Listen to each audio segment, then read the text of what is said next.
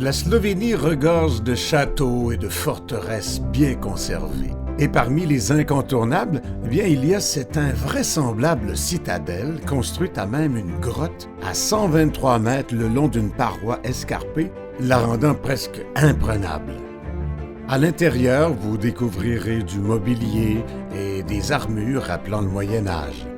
À travers le château troglodyte, on peut s'enfoncer dans des galeries adjacentes que les résidents de l'époque utilisaient pour s'approvisionner durant les sièges. L'attraction la plus importante de Slovénie est sans conteste les grottes de Postojna, que le groupe a ajoutées aux 7 merveilles du monde.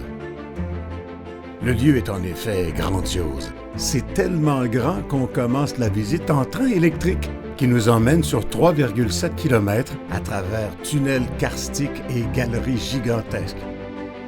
Et puis on découvre à pied d'autres cavernes encore plus vastes. L'enchevêtrement de grottes s'étend sur plus de 20 km.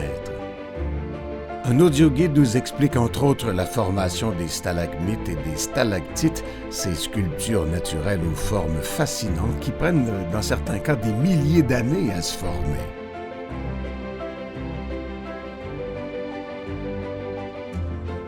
Bienvenue au haras de Lipica, où sont reproduits les chevaux lipisans, célèbres pour leur beauté et leur habileté.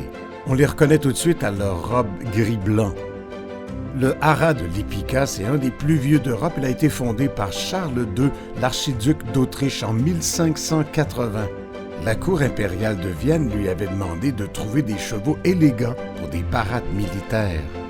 Aujourd'hui, le haras abrite plus de 350 lipisans qui sont vraiment la fierté de la Slovénie. Et le groupe Traditour a pu admirer leur savoir-faire lors d'un spectacle éblouissant. Une petite portion de la Slovénie borde la mer Adriatique. Et c'est en quadricycle qu'on découvre une partie du littoral qui est coincée entre l'Italie et la Croatie sur une distance d'à peine 42 km. Agréable balade dans une ambiance côtière. On part en petit bateau pour jeter un coup d'œil à une ferme piscicole, une entreprise familiale qui se consacre à l'élevage des meilleurs bars avec amour et savoir-faire. Et on poursuit en visitant la réserve naturelle des marais salants de Sécovlier. Ici, on cultive le sel selon une tradition qui remonte au 14e siècle. Sillonné de canaux et de digues, le marais s'étend sur plus de 7 km. C'est en voguant sur la mer Adriatique qu'on se rend à Piran, une des plus pittoresques villes médiévales de Slovénie. Un joyau de l'architecture vénitienne. On a vraiment l'impression de marcher dans les ruelles de Venise, qui a dominé la ville pendant 5 siècles. Nous voici à Ljubljana, la capitale de la Slovénie, l'une des plus petites d'Europe avec ses 290 000 habitants, mais quel charme envoûtant avec son architecture de style baroque et art nouveau.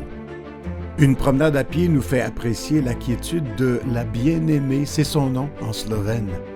La vieille ville fait une grande place aux piétons et aux vélos. Elle est très attrayante avec notamment ses sculptures de dragons, le symbole de la ville, et le fameux triple pont qui donne un caractère vénitien au secteur. Ljubljana est traversée par la rivière du même nom. On découvre les beautés le long de ses rives à bord de ce petit bateau qui glisse tout en douceur à travers son centre historique. De là, on aperçoit le château de Ljubljana qui domine fièrement au-dessus de la cité. Le château du Moyen Âge est juché sur une colline en plein cœur de la ville.